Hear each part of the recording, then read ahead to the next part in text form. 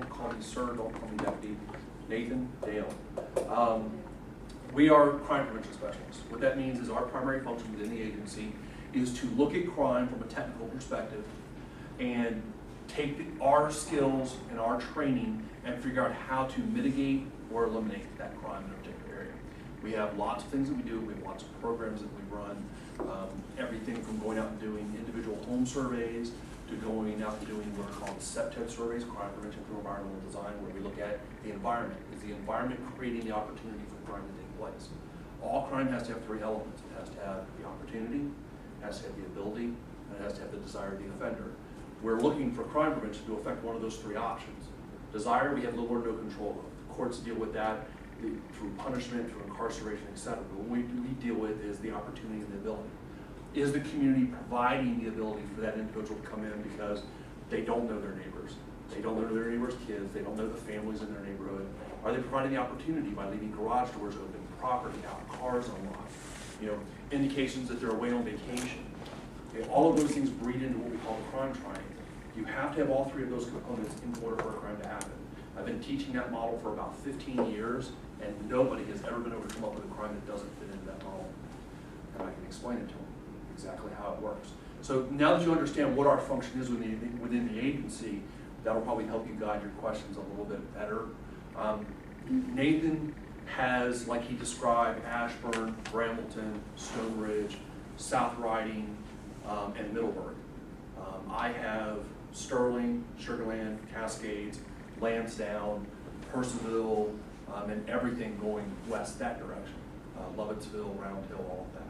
So that's how we're geographically separated, so you know how to direct your questions based on the specifics that you're looking for. So you had a question about Sterling? Yes, I want the separation of Sugar Land and Sugar Land Run. Because we hear about crime in Sugar Land, and everyone says, that's Sugar Land Run. And that's not wrong. Well, So geographically, please geographically, most people identify the area they live in based on their political district. Sterling, Sugar Land, Cascades.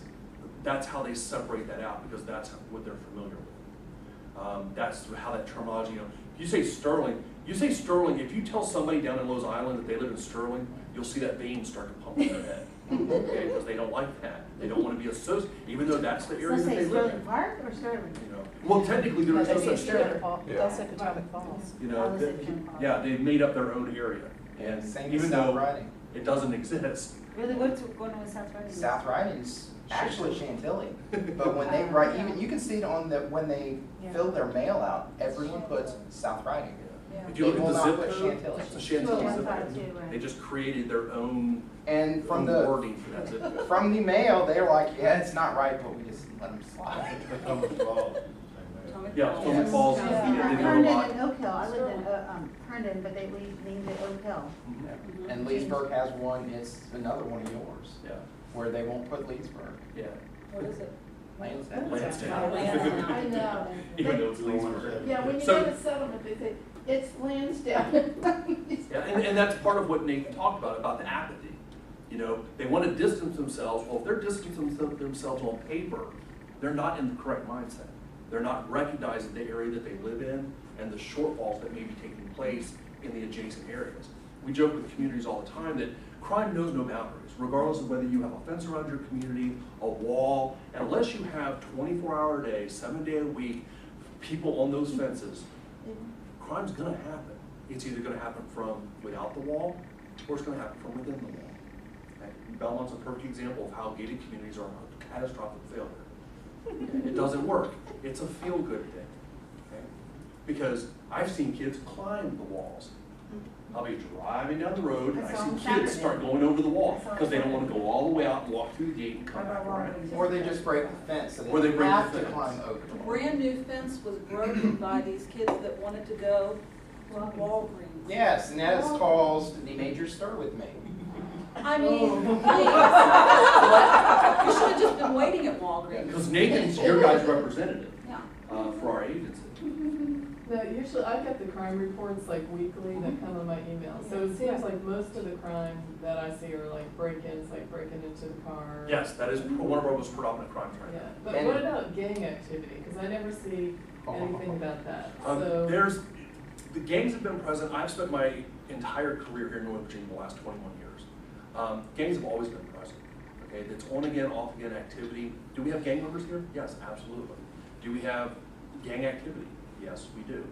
Do we have gang activity like Arlington and PG? No, we don't. Okay, so when you say gang activity, you have to be careful how you throw that big umbrella out there, because yes, we do have incidents that we know are gang related because it's gang personnel that are committing those crimes. What type of things are they doing? Thefts, prostitution, drug sales, all the standard stuff that you see gangs involved in.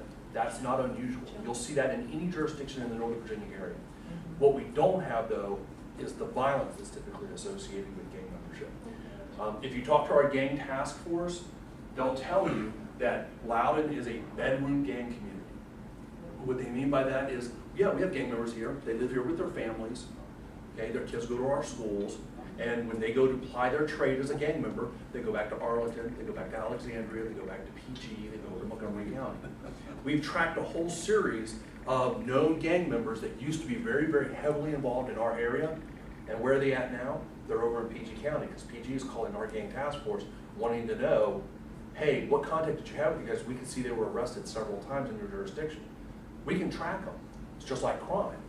We can see our hardcore criminal elements, and we can follow where they move to, because we get phone calls from other jurisdictions wanting to know what we dealt with them for. You know, our principal gang elements that we had here have either moved across the river into Maryland, or they've gone out west to Winchester and to Frederick and to Warren County, because those jurisdictions are calling us going, hey, you guys have this guy, there's a system called links that links all agencies together in our region, and you can access links, or we can access links, and see where these people have been arrested, what they were arrested for, all in this database. And that allows us to track these individuals, so when somebody goes into links and goes, hey, I see he was arrested for larceny, drunken public, and assault and battery in Loudoun, they call us saying, hey, what history do you have with this guy? Oh yeah, he's a known MS-13 gang member, he hangs out with these people, these are the people he associates with. The last time we had contact with him, he was driving this car. We document all that stuff, and it goes into links. So we know where our gang members are going, because we're getting those phone calls from these other jurisdictions wanting to know what we dealt with them for, you know, what they're about, are they violent, are they non-violent, what's their primary trade, you know, that type of information. So that How old are they mostly? it varies. I've seen 12-year-old MS-13 gang members all the way up to 40-year-old MS-13 gang members. And they are recruiting very heavily in the younger age groups right now. They've also broken out of it being primarily Latino. Gang membership took such a hard hit in the early 2000s that their membership dropped greatly. So, because people didn't want to get in trouble. But in order to keep their numbers up, they started taking in female associates, which they never did before. They started recruiting Asian and your generic Anglo-Saxon, Caucasian, you know, middle class, middle upper class kids. They all kind of gravitated to that because it was a lifestyle thing. It was popularized on TV. So kids started to gravitate to it. These gangs started to accept them because their numbers were dwindling, because either their membership was getting locked up, their membership broke away and moved, or their membership was too hot and moved to another area where people didn't know who they were. So do the security officers in the school, do they have a good sense of? Oh yeah, and we have school resource officers in every middle Yeah. school and every high school. And they have a school representative security specialist. So dealing with fact and fiction. Okay. Because we get, you know, clients and all of a sudden they say, well, no, I don't want to be in Sterling Park 20164, never, never, never. So fact and fiction is gang incidences and so forth. Are they down? Are they up? Are they, They're down. you know, they're down. They're down. So to give us, so I guess, and tell me if I'm incorrect, in speaking to people in the general populace, we would like to be able to say statements that are factual, but we don't want to take your place. We always want to call the sheriff's department, because they will give you an unbiased report of what is actually going on in the area. That's what I typically tell a client. But when the subject comes up, give us some just one-liners, and that will lead us into, please, for specific data, call. I'll do you one better. I'll give you the simplest way to direct them. Direct them to crimereports.com.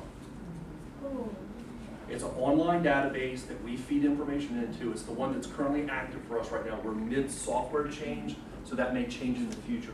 Once the new website is up and running correctly and everything's feeding into it correctly, I'll send somebody a point of contact, because I have Scarlett's point of contact information. I'll send her the new email address or the new website address. But if you refer them to crimereports.com, they can look and get a picture, a Google map of the last 6 months of crime that have occurred in that area.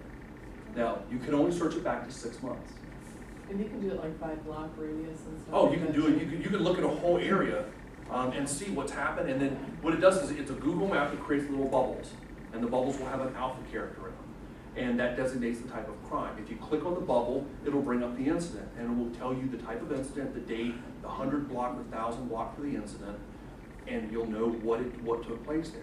The problem that we run into is, and part of our job is to filter that information, because people see assault and they're like, oh my gosh, someone got robbed, they got this. No, it was an assault.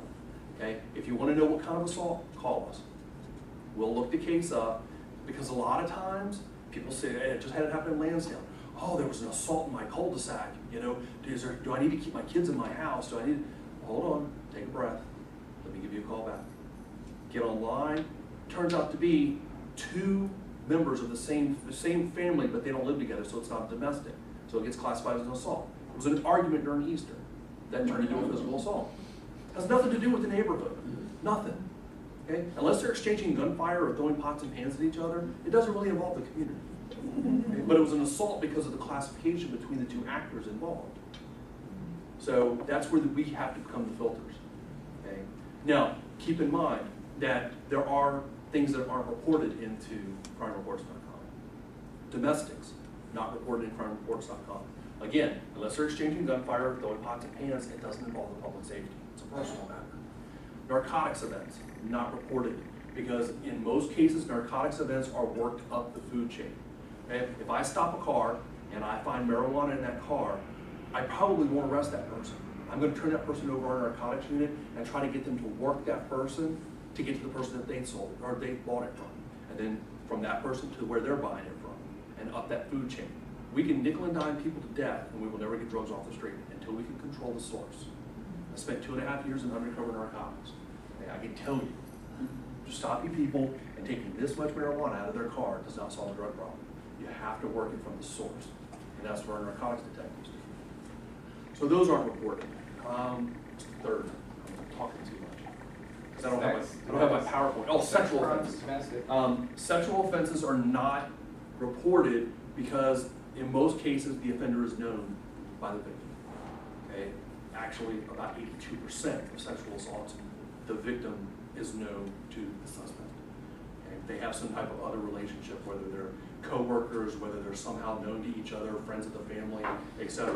If we have a rape and it appears that it's completely stranger-based, there'll be a press release put out on it. So if you were on the bike path and got assault, like attacked and raped, that would be on there? Yes. Yes. No, No. that would not be on there. It wouldn't be in the crime report, It would be on a press release. But there'll be a press release come out on it. And we also do the daily incident report. It would be on that too.